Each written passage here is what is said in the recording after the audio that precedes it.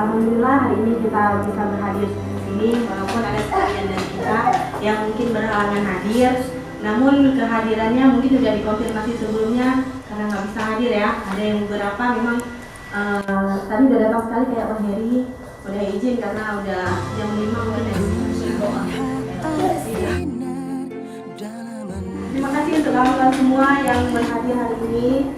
Nah, mungkin acara kita cuma syukuran halal bihalal kita buat KJS tahun ini berhubung